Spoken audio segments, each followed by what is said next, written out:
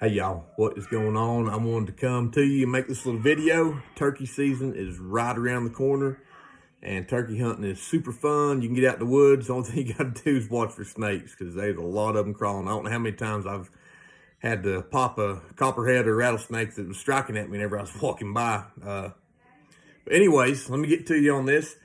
The first thing I want to do is give you a couple little tips as far as camouflaging yourself, okay? Now, like something like this, that's going to be fine for deer hunting. But when you're turkey hunting, turkey's got the best eyes in the game. And if you're calling one in close and it's in thick stuff and it comes around the corner and it's right there on top of you, or if it's got a lot of hens that are in front of it, one little thing like that with any movement at all, you turn your head just the least little bit and they're going to see it, they're going to bust you, and it's going to ruin your hunt.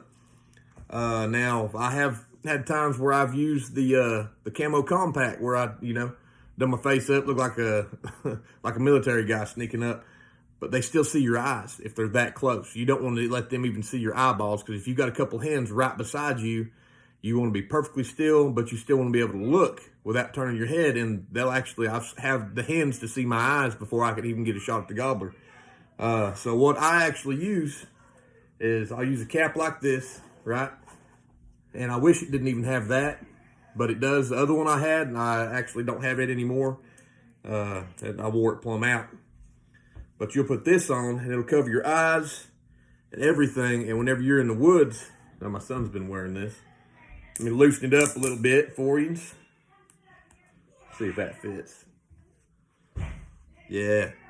But it's got that little short brim that keeps it just a little bit away from your face.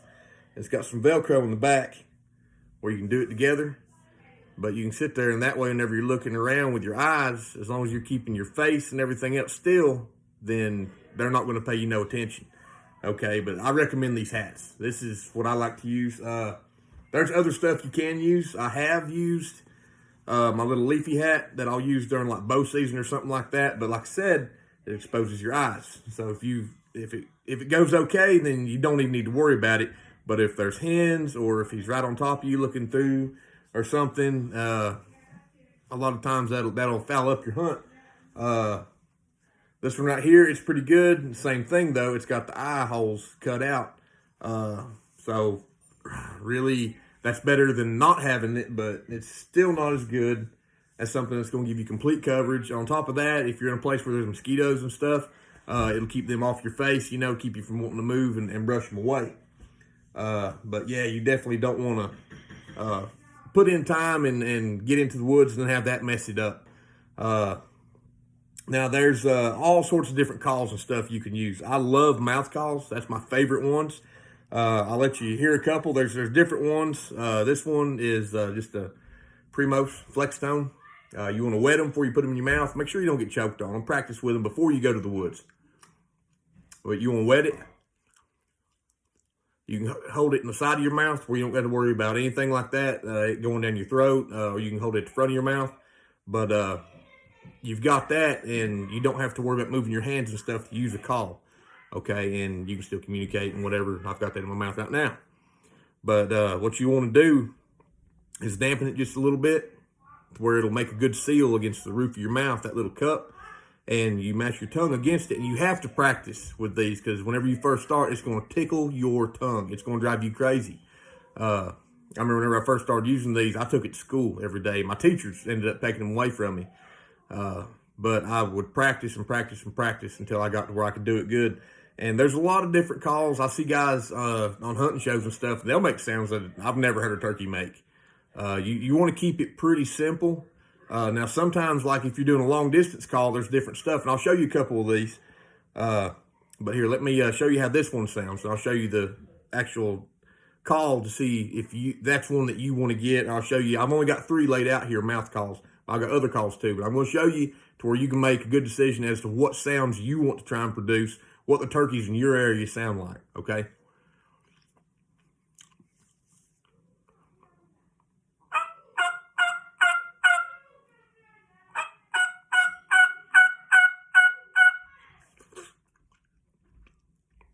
See, that one's got a pretty sharp little flap.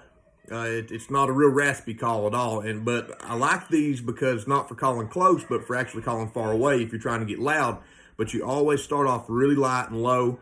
and you'll call a little bit, and you get a little louder every now and then as you go, to where something further away can hear you. And you'll hear that joker sometimes a long way away. You'll hear him gobble back at you, and he'll, but it's pretty fun just going out and calling them. Even if you don't have time to get in the woods, you can locate them. Drive around at different places where there's Forest Service gates.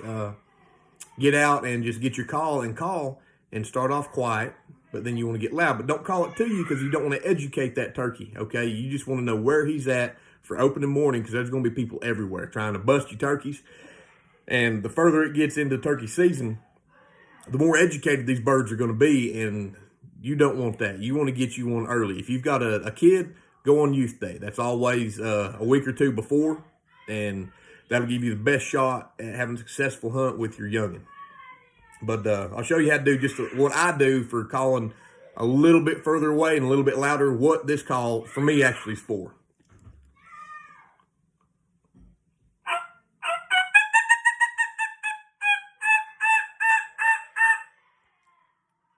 And that, a lot of times, that'll get one to gobble from me. If you other guys don't like doing it like that, then just do it however you want. I'm just showing you how I do it, and it works. I mean, I killed so many good gobblers that I've almost burnt myself out on it here in the past little bit. All right, now this call I like a little better. You can see what the call looks like. Okay, that's its little case, just a little Primos case. But now I do like this one a little better. I like a little more rasp, but this is for whenever something's close up and I'm being quiet and calling it to me, and I'm sitting there being still and I'm propped up and ready.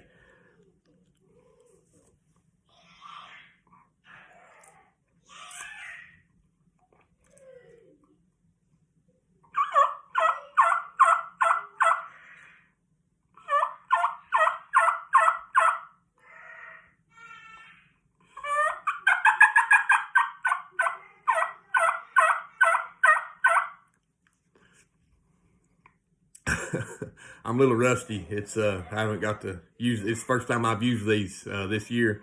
But yeah, practice. But yeah, I love this call. This is my favorite one. And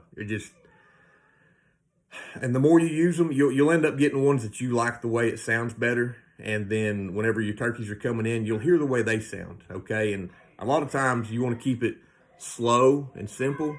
If you do it fast, that means the bird's excited. Okay, sometimes that means there's danger. So whenever you're trying to call one in close, you don't want to be fast. You want to be slow and steady with it, like a calm turkey, because if they hear other calm turkeys, then that relaxes them. So you want to do it about like this.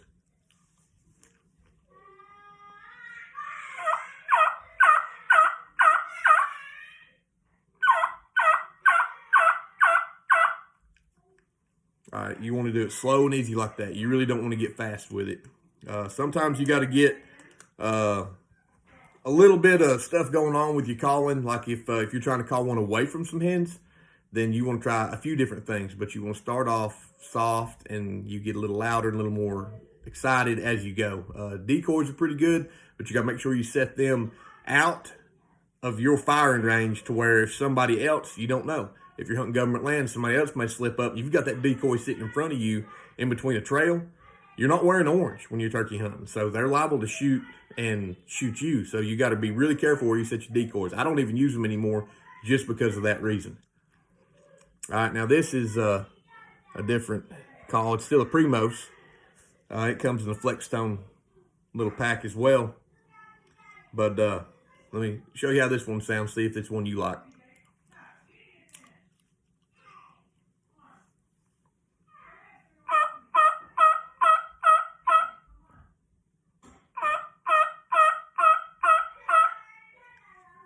All right, see, this is just like a simple call. It's not as raspy. It's not as fine. It's like a little bit in between. That is probably really good for going anywhere and hunting in any big group of birds. It's going to do pretty good. Now, you can still do the faster stuff, you know.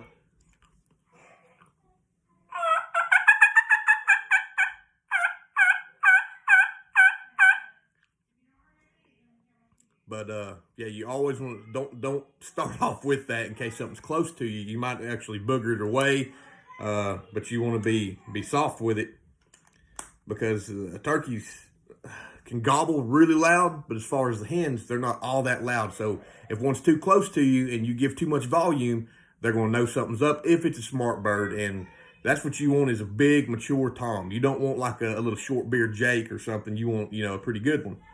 But there's other things you can do, okay? Now, these are just for, you know, shoot time pretty much. Now, early in the morning, a lot of times you can locate one. You can use one of these hoot tubes, okay?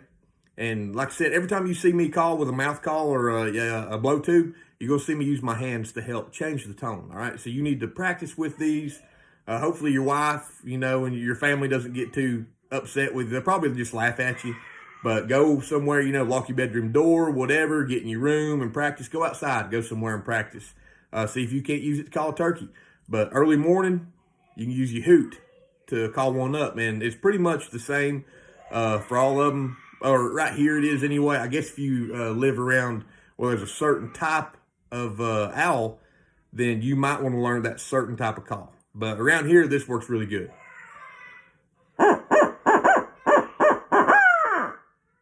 All right, now that's for that one. Now I can get louder with it. That's kind of why I've got that one. And this one, you know, you can do a couple different ones with it, but usually I'll just cover both the tone holes.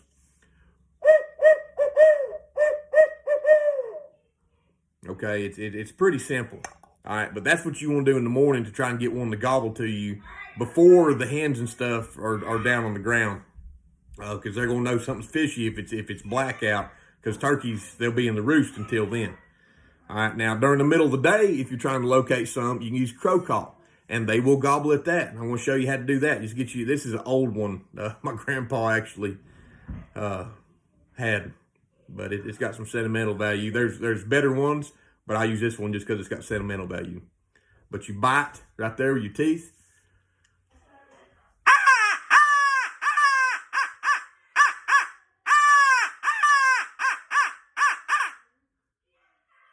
Okay, and that's really all you got to do. Just, okay, you like to cut it.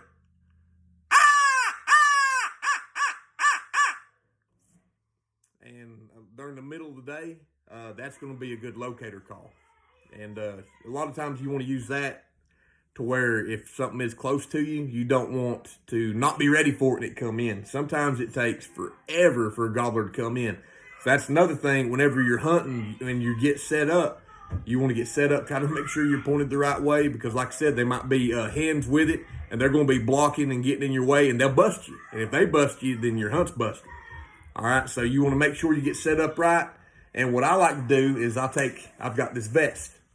All right, this is my turkey vest. It's got a little flip out thing. You undo the little snaps here on the side, and this cushion flops down, and you can sit on that, and it makes it a lot more comfortable, because you're going to be sitting there for a long time waiting on them to come in. Sometimes it happens real fast, but sometimes it doesn't. Okay, but those vests are awesome. You've got the pockets on the sides, you got pockets on the chest. You can load them up with all your gear. You know, you can put your hoots and your crow calls and stuff, and your camo compact if you want to go that route. I don't advise the camo compact or anything with eye holes. I advise a full face net. All right. Now this is what you can use if you don't want to use the mouth calls, or maybe you've got a dip in or something. You don't want to put that in your mouth. All right. But whenever you use that, if you do it real slow, all right, you do it a little faster and a little firmer. All right. And now a lot of these calls, I haven't chalked this one yet. I'm probably going to put a little chalk on it. Now you can pull them and kind of twist it a little bit to change the tone of it, but I just like to push it. All right, but you want to do it slow and easy. Okay. And I actually loaned out my box call. There's another box call that is actually one of the more desirable box calls. It's got a flap on it, and you'll do it like that in a circular motion. And slate calls, you can do those too. Like I said, I like the mouth calls the most. So that's in my turkey vest. I've got these little mouth calls. I'll have this, and it's got a little safety on it. You can twist it and put it up on that, and that little piece of wood slides in, right? but it's supposed to keep it from making any sounds while you're walking and moving. Okay. But now that I went through that, I'm going to get to the business end of turkey hunting. Okay. Now, whenever I go turkey hunting, I love my Remington 12 gauge 870. All right. Just a beautiful, solid, reliable pump action gun. It's got the double bead sights on it. It's just a fantastic gun. Okay. I got the synthetic. Doesn't play a big part. But yeah, you don't want something shiny. You know, you want it black. And synthetic stock is going to give you a little bit of advantage over wood, not a lot, because wood's something that's naturally in the woods. The color of it, you don't want something that's going to be shining a lot and catches in turkey's eyes, because they're going to spot you. Okay, when you turkey hunt, unless you're got a big corn pile or something on some private land and you're up in deer stand in an elevated position, if you're on the ground and you're doing it like we do it, then you want concealment. You want maximum concealment, okay? You got to think about your pants. You don't want to be hot and sweaty. All right, turkey season, there's a lot of different climates. Sometimes it's cool, sometimes it's hot. So you want to dress accordingly. You want to be comfortable.